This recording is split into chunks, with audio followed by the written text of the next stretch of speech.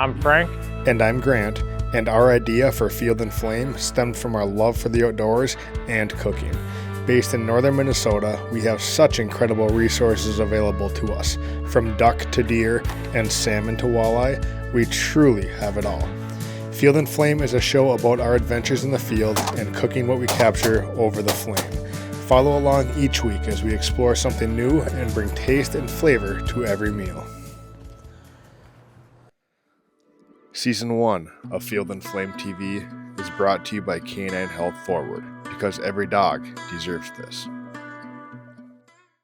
Good morning and welcome to this episode of Field and Flame. We are on the ice here in northern Minnesota.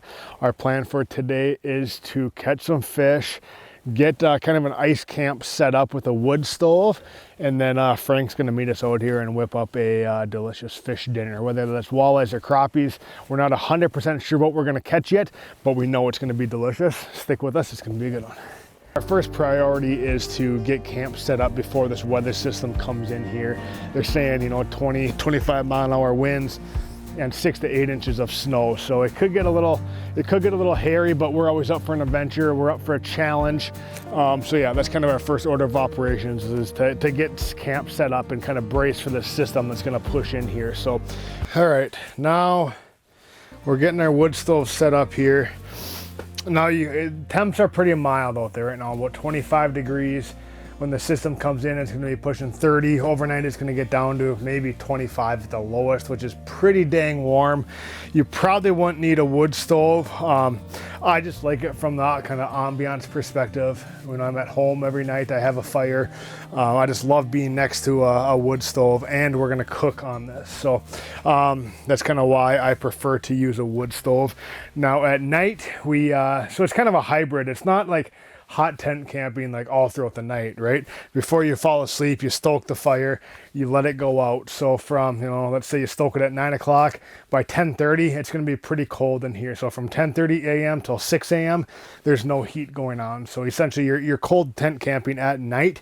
And that's kind of when we rely on our good heavy sleeping bags. But, just for cooking perspective, and when you're just hanging out in here, just the ambiance and the heat of a wood stove is so much better in my mind than a propane. Wood is the most simple, it's the most primitive, it's pretty cool. There's just something being next to a wood stove in your Eskimo house on a lake at nighttime. It's pretty special.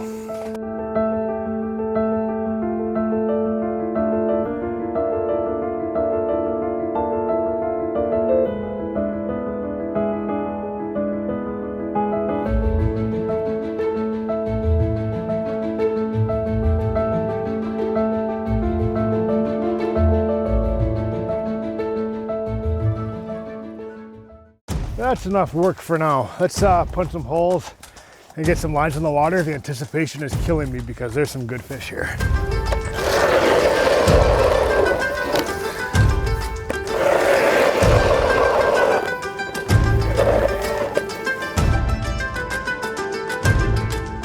All right, our holes are drilled. Now it's time to get some rods out. And I just noticed that east wind starting to kick up, so that system's coming. So hopefully we can get a few fish topside before it gets here.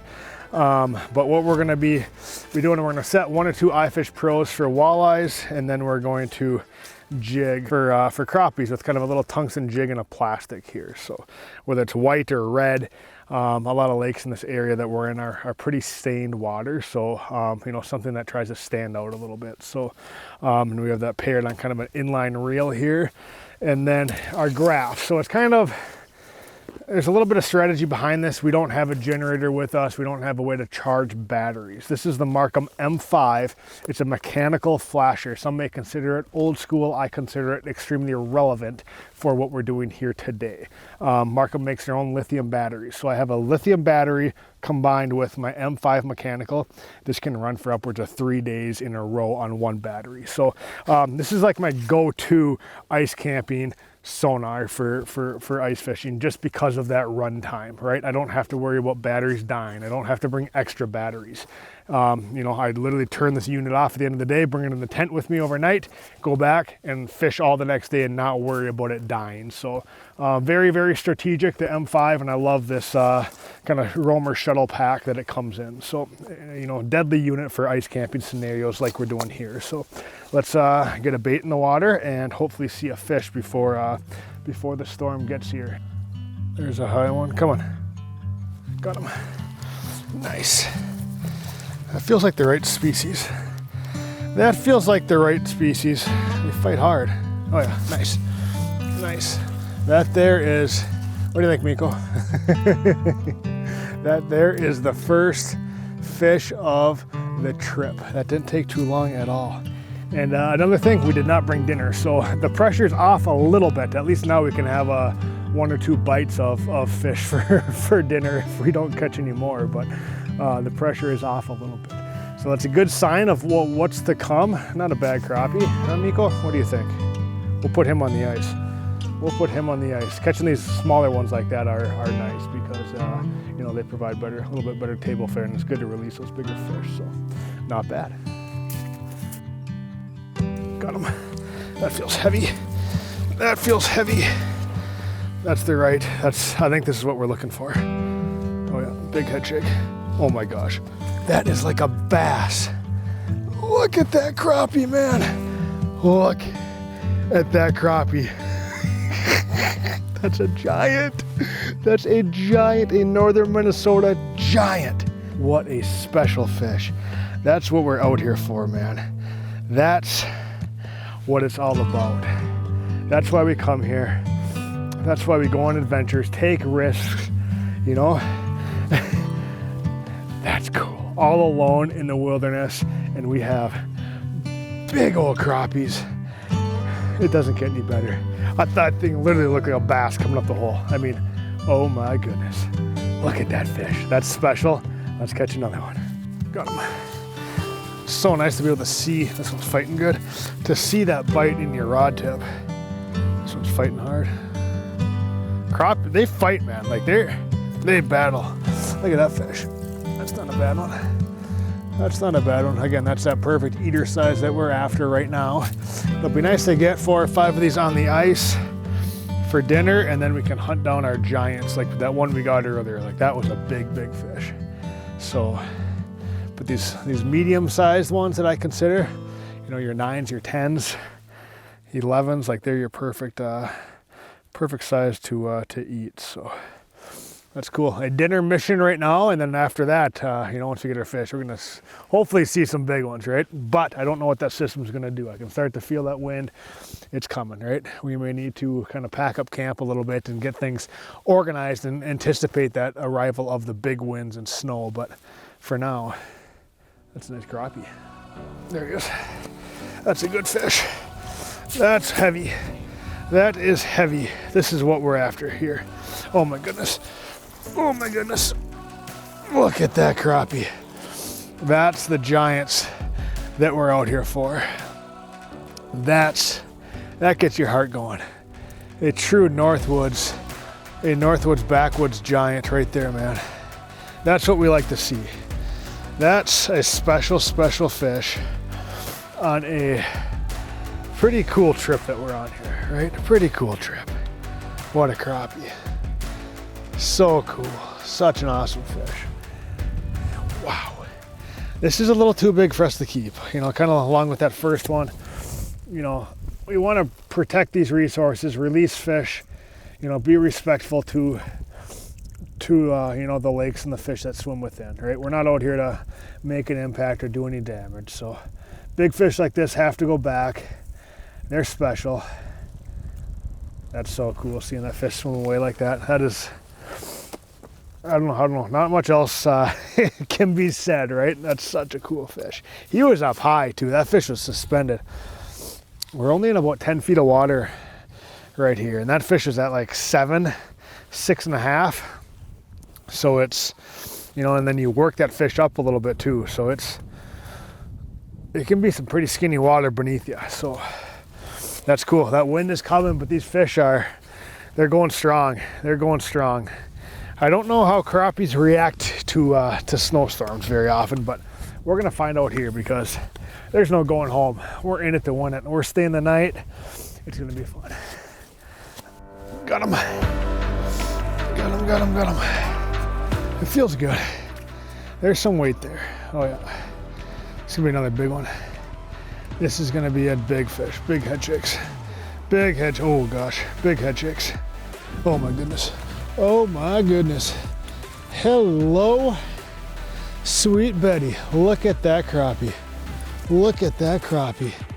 That's our biggest one yet, right there. Huge. What a stud of a fish. Those are special fish. Special crappies, man. Backwoods, northern Minnesota lakes, like true giants. What a resource, what a fishery. And we're here all alone, right? It doesn't get any better, man. It doesn't get any better. What a fish. Let's get that one back and catch another one.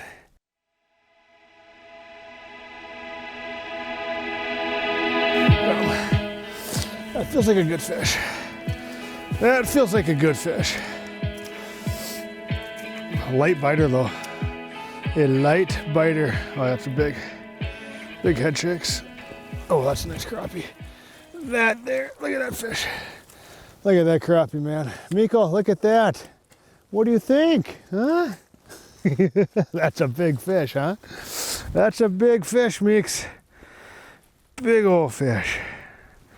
Big crappie, Miko. Look at that.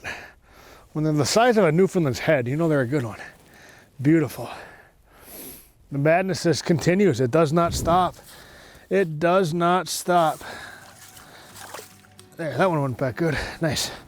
A little bit bigger than we want to keep, and I think we have enough for dinner as it is.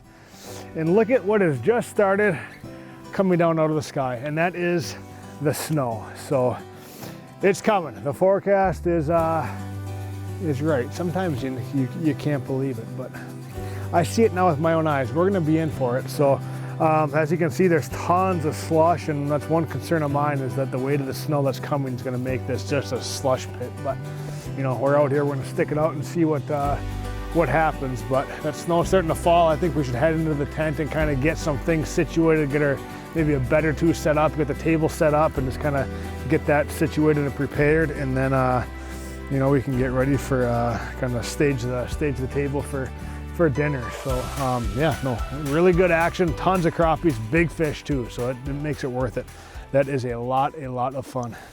Canine Health Forward is a small, family-owned and operated pet food company based in Two Harbors, Minnesota. Our focus is creating ultra super premium dog food to help ensure the best nutrition possible for the dogs that we love. With over 20 years of nutrition and formulation experience, we're dedicated to crafting products for your dog with ingredients you recognize and trust. Visit us today at caninehealthforward.com. Twin Ports Collision Repair has been serving the Duluth and surrounding communities for nearly 40 years. Our highly trained and skilled professionals deliver top quality repairs on all makes and models.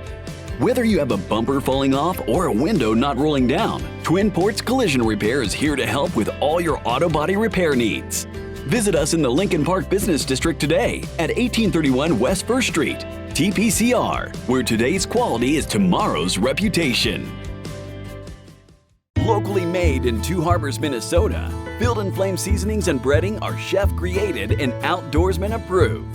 We use the highest quality ingredients, which guarantees freshness and consistency with every bottle. From wild game such as venison, ducks, walleye, and salmon, to domestic proteins like beef, pork, and chicken. Experience the flavor of Field and Flame today. Shop at one of our many local retailers or check us out online at fieldflame.com. This is the most wet, nasty snow I've seen in a long time. I'm to the point now where I don't want to bend down to get a fish because all this slop and water and slush, and it is coming down.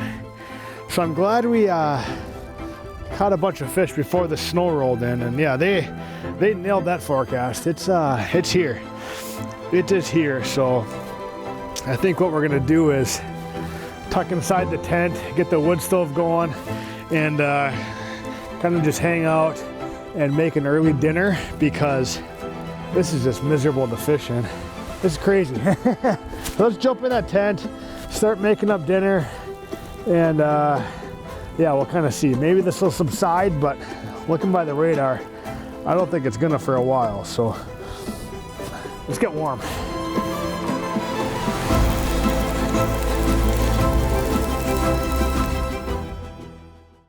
We are on the lake here in the ice hub, and we got some dinner gonna start working here pretty soon.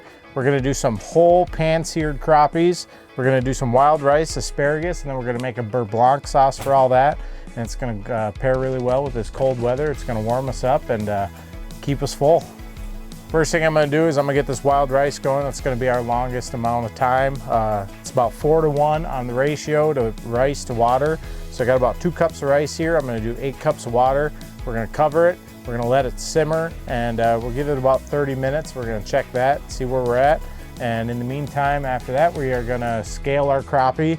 We're gonna scale them, take the head off, gut them, and then we're gonna pan sear those. With this wild rice, we are gonna add some of our duck dust to the pot, to the wild rice when it's cooking.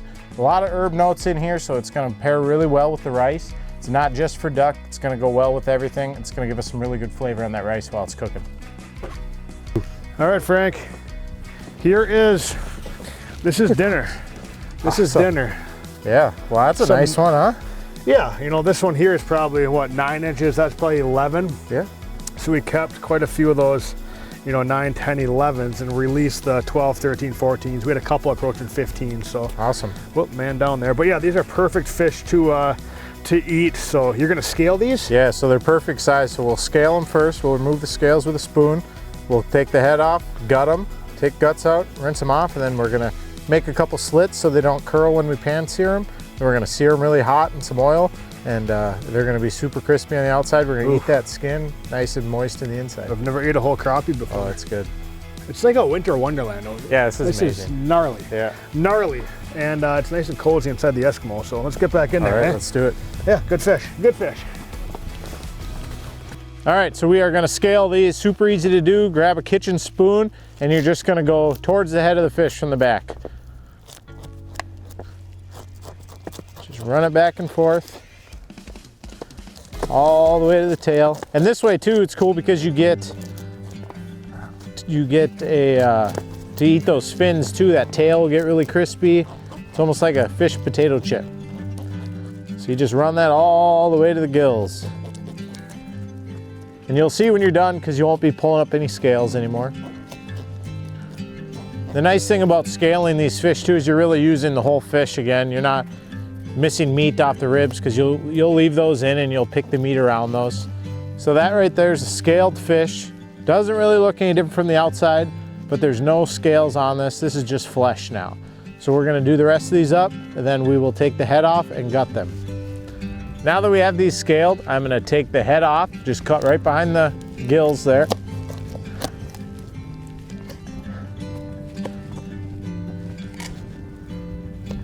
And a quick little slice up the belly here. Then you just stick your finger in there, you can clean those guts out. And then you have a whole crappie here. And we're gonna make a couple slits on the body. Not deep at all, just so that doesn't curl when we pan sear it. 2 or 3, depending on the size. This will also help get the seasoning inside a little bit in the meat. So we will rinse these off when we got them all done. Just move on to the next one. So this rice is getting real close here. We're gonna start on the rest of our process. I am going to cook this asparagus real quick. This pan's been on the stove the whole time, so it's nice and hot on this side. It's not gonna be hot enough for the fish yet. We'll move it over when we get to that point. But I'm just gonna cook this asparagus off quick, put a little bit of oil in my pan. You can tell it's hot already, it's starting to ripple. And with this asparagus, we're just gonna put it right in the pan. We're gonna sprinkle it with our Field & Flame seasoned salt. You can find all these seasonings online at fieldflame.com. We're gonna make sure this oil's hot by looking for those ripples, and we are gonna add it right to the pan. While this asparagus is cooking, we are going to get our fish ready. So we're going to pat those dry and we are going to season those up with our Northwood steak seasoning today. We're going to take this Northwood steak, which is, you know, not just for steak, kind of great on everything, really versatile seasoning. We hand mix, package, do all the labeling, do everything ourselves on these spices. Everything's used the highest ingredients that we can find. And then we're just going to sprinkle this on, move it around a little bit, pat it into those slits that we made. All right, we're just working the fire here a little bit. We're on this, we have this pretty cool camp stove, so we're just going to keep that fire stoked so we can keep our pans hot, moving some stuff around, trying to find the hot spot. Our asparagus is ready, so we're going to pull that off, and then we're going to let this pan get super hot right now. We're going to let any of the water that came out of the asparagus evaporate, and we're going to get some oil on the pan, and we're going to hard, fast sear these fish, get that skin nice and crispy. So this pan is roaring hot. The fire is going. We're going to add some oil, just enough to cover the bottom. We're going to let that get hot, and we are going to add this fish. Fish should not take long. We're going to make sure that oil's hot. You can hear that little sizzle. We're going to give it another couple seconds to make sure it's hot all the way throughout. Like I said before, you got to find the sweet spot on these stoves, the hot spot, to make sure everything's hot. And you can hear a good sizzle, so we're going to set those fish down in there. We're going to give them a couple minutes, we're going to check them, and we're going to flip them. So these have been on here for a few minutes now. We are going to flip them. This is a kind of a two-handed process here. You want to try to get all the skin up. Some of them you're going to lose it. That's just part of it. But. So now we're going to flip it there, and we're going to leave these to cook on this side now. We're going to move this fire around a little bit so we can get another really good hot spot here to finish them off on this side. We are going to pull these off now. Scoop them up, drain that oil. And we have the rice done as well, so we are going to be able to plate these here in a second. All right, so with this wind that we have, the rain snow mix, we're kind of having some struggling time keeping this super hot. So we're going to cheat a little bit with the jet boil. We are going to get this pan ripping hot, move it to there, add our last fish in there with the oil, and it's going to get super nice crispy skin. And we're out here, and sometimes you got to improvise.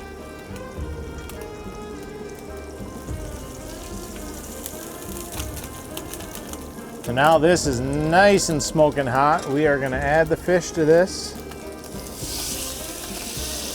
You can hear that sizzle. We are going to just let it keep ripping, and we are going to flip that when it's ready. Okay, we are going to flip this now. Get under there. Nice easy flip. That's a lot better there. The skin obviously is pulling away a little bit due to it shrinking, but you get a lot more skin intact, a little crispier. We just needed that little extra heat from that jet boil. After it's flipped, we can finish this on the stove here. And we are going to take that fish off in a couple minutes, then we're going to start our sauce. Twin Ports Collision Repair has been serving the Duluth and surrounding communities for nearly 40 years. Our highly trained and skilled professionals deliver top quality repairs on all makes and models. Whether you have a bumper falling off or a window not rolling down, Twin Ports Collision Repair is here to help with all your auto body repair needs. Visit us in the Lincoln Park Business District today at 1831 West 1st Street, TPCR, where today's quality is tomorrow's reputation. Canine Health Forward is a small, family-owned and operated pet food company based in Two Harbors, Minnesota. Our focus is creating ultra super premium dog food to help ensure the best nutrition possible for the dogs that we love. With over 20 years of nutrition and formulation experience, we're dedicated to crafting products for your dog with ingredients you recognize and trust. Visit us today at caninehealthforward.com. Locally made in Two Harbors, Minnesota, Field & Flame seasonings and breading are chef-created and outdoorsman approved. We use the highest quality ingredients, which guarantees freshness and consistency with every bottle. From wild game such as venison, ducks, walleye, and salmon, to domestic proteins like beef, pork, and chicken. Experience the flavor of Field and Flame today. Shop at We are going to take this off now.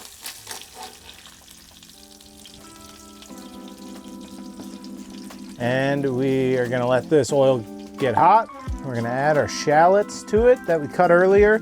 So we're gonna add shallots. We are gonna add some lemon juice, and then we're gonna let that cook and soften up. And then we're gonna hit it with that white wine, reduce the wine, add the butter, emulsify the butter, and we're gonna have a really nice beurre blanc. Adding the shallots here.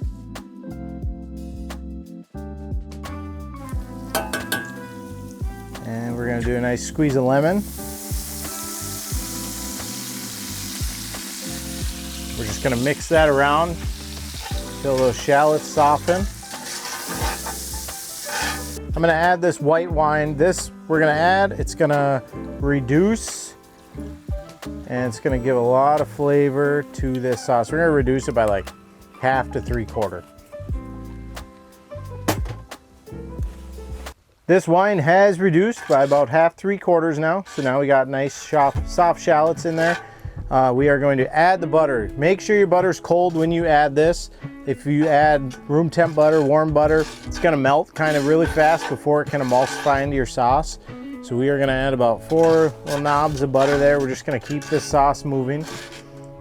You could usually take this off the heat. Seeing as we don't have a lot of heat in this pan right now, we're just gonna leave it right on the stove here. We're just gonna keep moving it around to mix it up and emulsify into that sauce. If we're at home, I'd probably take out these shallots. I would strain them out and just have the clean sauce, but we don't have that option here right now, so we're just gonna leave them in. Just like if you're making a salad dressing at home with oil, you gotta keep that moving or that oil will not emulsify into your sauce. We have everything done. We have our rice done, our beurre blanc, we have our fish, our asparagus, and now we're just gonna plate it up. I'm gonna do a nice scoop of rice in the middle of the plate here.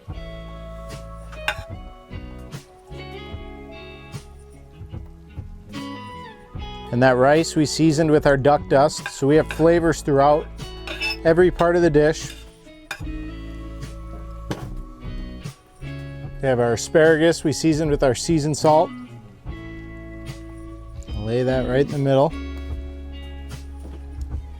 And we have our crappie here. Lay that right on top. We're gonna take our sauce. I kind of pour it just around the dish. And if we would have strained these shallots out, we would have more of a clean sauce, but we left these shallots in. It's gonna give it good flavor too. So there it is, right there. This is our whole pan-seared crappie with Northwood steak seasoning, some wild rice and some asparagus, and our beurre blanc sauce out here in the hub on the wood stove. Pretty cool dish. It's gonna warm you up. It's gonna keep you nice and full for the night and get you ready for fishing in the morning. Thanks for watching, guys.